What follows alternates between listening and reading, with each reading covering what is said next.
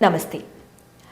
ലോകത്തെ നടുക്കിയ മുംബൈ ഭീകരാക്രമണത്തിന്റെ മുഖ്യ ആസൂത്രകന്മാരിൽ ഒരാളായ തഹാവൂർ റാണയെ അമേരിക്കയിൽ നിന്ന് ഭാരതത്തിലെത്തിക്കാൻ കഴിഞ്ഞത് കേന്ദ്രത്തിലെ നരേന്ദ്രമോദി സർക്കാരിന്റെ നയതന്ത്രപരവും രാഷ്ട്രീയവുമായ വലിയ വിജയം തന്നെയാണ്. തന്നെ ഭാരതത്തിന് കൈമാറരുത് എന്ന റാണയുടെ ആവശ്യം US സുപ്രീം കോടതി കഴിഞ്ഞ മാസം നിരസിക്കുകയായിരുന്നു. അതിനെ തുടർന്നാണ് ഈ ഭീകര നേതാവിനെ പ്രത്യേക വിമാനത്തിൽ ഭാരതത്തിൽ എത്തിച്ചത്. NIA അറസ്റ്റ് ചെയ്ത ശേഷം ഡൽഹിയിലെ പാട്ടിയാല ഹൗസ് കോടതിയിൽ ഹാജരാക്കിയ റാണയെ തിഹാർ ജയിലിലേക്ക് മാറ്റി. ഇവിടെ വിശദമായ ചോദ്യം ചെയ്യലിന് വിധേയമാക്കും. മുംബൈ ഭീകരാക്രമണം നടത്തിയവരെ നിയമത്തിന്റെ മുമ്പിൽ കൊണ്ടുവരും എന്നത് നരേന്ദ്രമോദി സർക്കാരിന്റെ ദൃഢനിശ്ചയം തന്നെയാണ്. റാണയുടെ കൈമാറ്റത്തോടുകൂടി ഇക്കാര്യത്തിൽ നിർണായകമായ വിജയമാണ് മോദി സർക്കാർ കൈവരിച്ചിരിക്കുന്നത്. പാകിസ്ഥാനിൽ ജനിച്ച തഹാവൂർ റാണ അവിടുത്തെ സൈന്യത്തിൽ ഡോക്ടറായി ജോലി ചെയ്തിരുന്നു. പിന്നീട് ഭാര്യയോടൊപ്പം കാനഡയിലേക്ക് കുടിയേറി ആ രാജ്യത്തിന്റെ പൗരത്വം സ്വീകരിച്ചു. ഭീകര സംഘടനയായ ലഷ്കർ-ഇ-തോയ്ബയുടെ ഡേവിഡ് കോൾമാൻ ഹെഡ്ലിയുമായി ബന്ധം സ്ഥാപിച്ചു.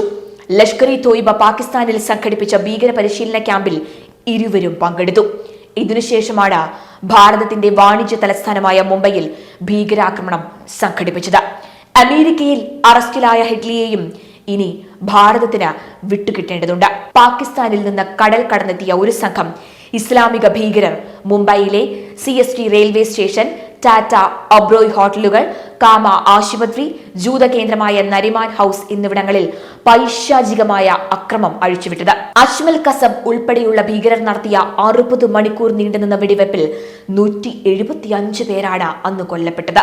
ഭീകരരിൽ അജ്മൽ കസബ് ഒഴികെ എല്ലാവരെയും സുരക്ഷാ ഭടന്മാർ കൊലപ്പെടുത്തിയിരുന്നു.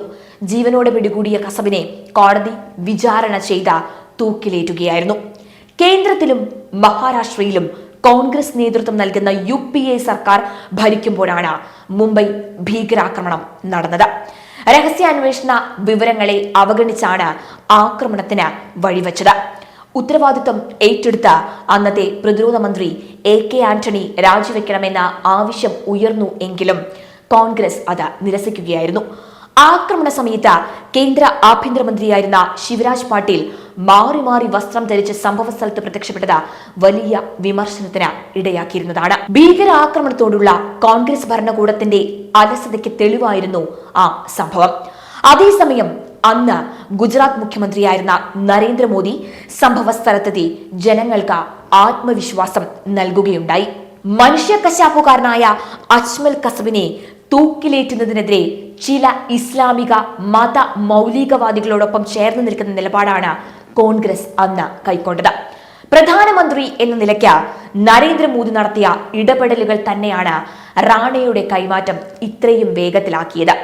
തന്നെ വിട്ടുകൊടുക്കരുത് എന്ന റാണയുടെ ആവശ്യം നിരസിക്കപ്പെട്ടു എങ്കിലും സാങ്കേതിക കാരണങ്ങളാൽ കൈമാറ്റം പിന്നെയും നീണ്ടുപോകാമായിരുന്നു. എന്നാൽ ഇക്കഴിഞ്ഞ ഫെബ്രുവരിയിൽ പ്രധാനമന്ത്രി മോദി നടത്തിയ US സന്ദർശനത്തിൽ റാണയെ ഭാരതത്തിന് കൈമാറും എന്ന് പ്രസിഡന്റ് ട്രംപ് പ്രഖ്യാപിച്ചു.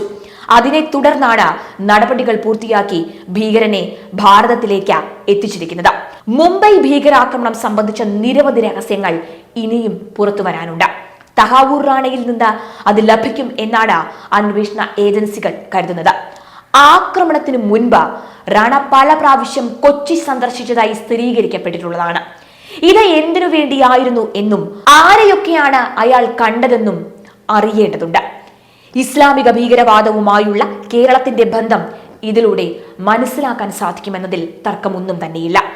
രാജ്യത്തെ നിയമം അനുസരിച്ച് വിചാരണ ചെയ്യപ്പെടുന്ന തഹാവൂർ റാണയെ കാത്തിരിക്കുന്നത് അജ്മൽ കസബിന്റെ വിധി തന്നെയായിരിക്കും എന്ന് ഏറെക്കുറെ ഉറപ്പാണ്. കസബിനെ തൂക്കിലേറ്റിയില്ല എങ്കിൽ സമൂഹ മനസാക്ഷി തൃപ്തിപ്പെടില്ല എന്നാണ് അപ്പീൽ നിരസിച്ചുകൊണ്ട് സുപ്രീം കോടതി അന്ന് പറഞ്ഞത്. റാണയ്ക്കും ഇത് ബാധകമാണ്.